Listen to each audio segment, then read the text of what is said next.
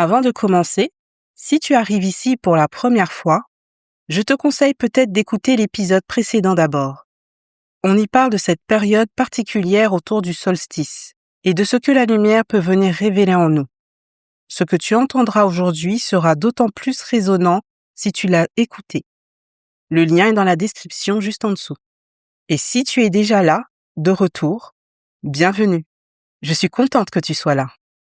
Et si ce que tu vis ici te fait du bien, abonne-toi à la chaîne pour ne pas manquer la suite. Laisse un like, laisse un commentaire. C'est simple et ça aide vraiment à faire exister ces espaces.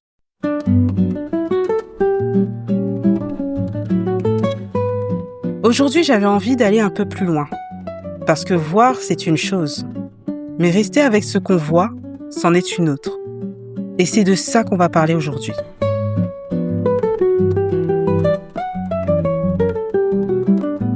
Dans le dernier épisode, on parlait de cette lumière qui met en évidence certaines choses, des émotions qu'on avait mis de côté, des états qu'on n'avait pas eu le temps de traverser vraiment, des besoins qu'on avait repoussés encore et encore. Et peut-être que depuis, quelque chose a bougé en toi. Une petite clarté, une reconnaissance silencieuse, un « oui, c'est ça » quelque part à l'intérieur. Ou au contraire, certaines sensations sont restées, plus présentes, plus difficiles à ignorer, comme si elles attendaient quelque chose de toi. Et dans ces moments-là, il y a souvent une tentation très forte, celle de vouloir régler, rapidement. Comprendre ce que ça veut dire, classer ce que tu ressens comme une case, trouver la cause, trouver la solution, passer à autre chose. Comme si ressentir avait une date d'expiration, comme si l'inconfort était une erreur à corriger plutôt qu'une expérience à traverser. Mais si pour une fois, on faisait autrement, si on arrêtait de vouloir aller trop vite vers une sortie, parce que tout ce qui émerge n'a pas forcément besoin d'être résolu immédiatement. Certaines choses ont juste besoin d'être vécues. Et ça, c'est inconfortable, parce qu'on n'a pas vraiment appris à rester. On a appris à corriger, à optimiser, à dépasser, à travailler sur soi, comme si on avait un chantier à terminer. Mais rester, c'est autre chose. Rester, ça veut dire ne pas fuir dès que c'est flou, ne pas se juger dès que c'est lourd, ne pas s'empresser de trouver une leçon dès que c'est douloureux. C'est simplement dire « Ok, c'est là, je ne sais pas encore ce que c'est, mais je ne m'en vais pas ». Et ça peut sembler très simple dit comme ça. Mais en réalité, c'est un vrai déplacement intérieur. Parce que dans notre monde, rester avec l'inconfort est presque un acte radical. Parce que quand tu arrêtes de lutter contre ce que tu ressens, quelque chose se détend. Pas forcément immédiatement, pas forcément complètement. Mais il y a moins de résistance. Moins de cette énergie dépensée à tenir à distance ce qui est déjà là. Et dans cet espace, quelque chose peut commencer à se transformer, naturellement, à son propre rythme, sans que tu aies besoin de forcer quoi que ce soit. C'est un peu comme l'eau qui finit par trouver son chemin, non pas parce qu'on la pousse, mais parce qu'on lui laisse de la place. Peut-être ce que tu traverses en ce moment n'est pas là pour être réglé. Peut-être que c'est une transition, un passage, un entre-deux.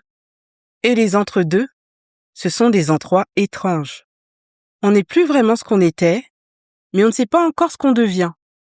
C'est flou, c'est instable, parfois un peu vertigineux. Dans certaines traditions, on appelle ça un espace liminaire, ce seuil entre deux états, entre deux versions de soi. Et ces espaces-là ont longtemps été considérés comme sacrés. Pas parce qu'ils sont confortables, mais parce qu'ils sont vivants.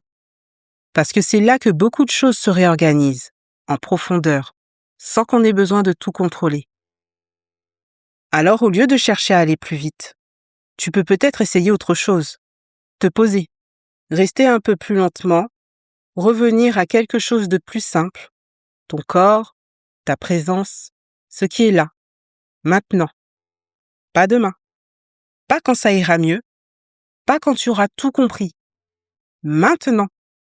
Et dans ce maintenant, il y a peut-être juste assez d'espace pour ne pas t'abandonner. Parce que c'est souvent ça le vrai enjeu. Pas de se sentir bien tout le temps, pas d'avoir toutes les réponses, mais de rester avec soi, même quand ça ne va pas complètement, de ne pas se fuir. Et ça, c'est déjà une forme de solidité. Une solidité qui ne ressemble pas à de la dureté, qui ressemble plutôt à une présence douce, constante, fidèle. Tu n'as pas besoin d'aller vite. Tu n'as pas besoin de transformer immédiatement ce que tu ressens. Tu peux juste être là. Et parfois, c'est exactement ce dont tu as le plus besoin. Avant de te laisser, je t'invite à poser une question avec toi aujourd'hui, pas pour y répondre tout de suite, juste pour l'habiter un moment. Qu'est-ce que je fuis en ce moment? Et que se passerait-il si je m'autorisais à simplement rester avec ça? Tu peux l'écrire quelque part, tu peux la laisser résonner en marchant, ou tu peux la déposer dans les commentaires. Parce que parfois, nommer ce qu'on fuit, c'est déjà commencer à ne plus en avoir aussi peur. Si cet épisode t'a accompagné, abonne-toi à la chaîne pour continuer ce chemin. Laisse un like si ça t'a parlé et partage-le à quelqu'un qui traverse peut-être un entre-deux en ce moment.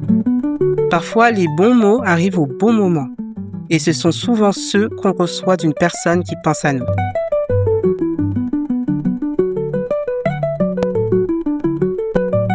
C'était La Voix de Katewa. On se retrouve très bientôt. Prends le temps. Vraiment.